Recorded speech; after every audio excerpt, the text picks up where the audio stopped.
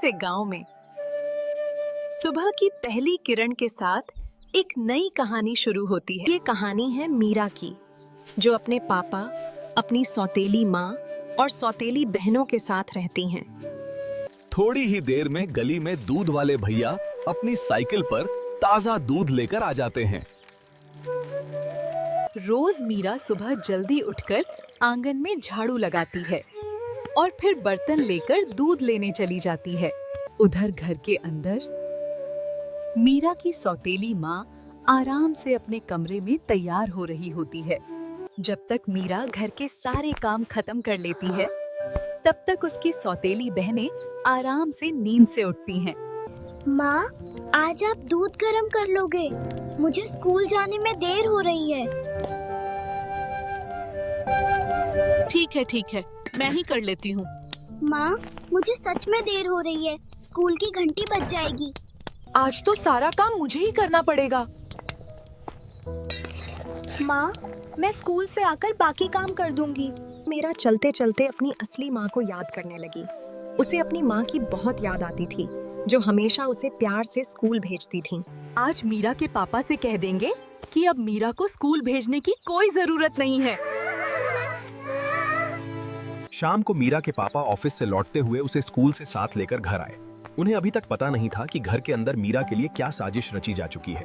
रात को खाना खाते समय मीरा की सौतेली माँ ने उसके पापा से कहा, कल से मीरा को स्कूल भेजने की कोई जरूरत नहीं है। पापा, प्लीज मुझे स्कूल जाने दीजिए। मुझे पढ़ना बहुत पसंद है। प्लीज पापा। कोई बात नहीं मीरा, तुम्हें स्कूल जाने से कोई नहीं रोकेगा। मीरा, क्या तुम आज घर रह सकती हो? मेरी तबीयत खराब है। घर के काम में मेरी मदद कर दो। ठीक है मम्मी, आप आराम कीजिए। मैं आज घर पर ही हूँ। मीरा बेटी, क्या हुआ? तुम स्कूल क्यों नहीं गई? पापा, मैं स्कूल जाने के लिए तैयार थी, लेकिन मम्मी की तबीयत खराब थी।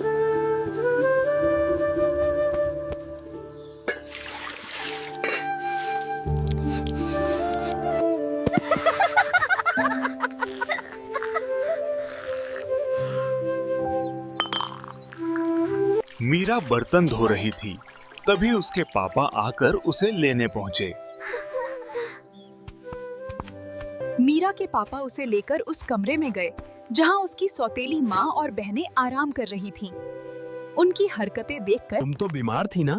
मुझे तो नहीं लग रहा। ये सब नाटक मीरा को स्कूल ना भेजने के लिए किया ना तुमने? मीरा के पापा ने सख्ती से चेतावनी दी। आज के बाद मीरा घर का कोई काम नहीं करेगी, वो सिर्फ पढ़ाई करेगी और खेलेगी। और सुन लो, आज के बाद अगर मेरी बेटी के साथ किसी ने भी जबरदस्ती की या उसे पढ़ने से रोका तो मैं तो तीनों को इस घर से निकाल दूंगा।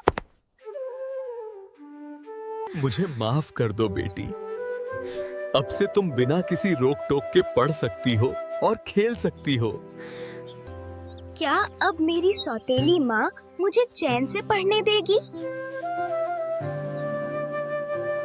तो हमारे चैनल को सब्सक्राइब करें और मेरी कहानी पसंद आई हो तो मेरे लिए एक लाइक भी दें।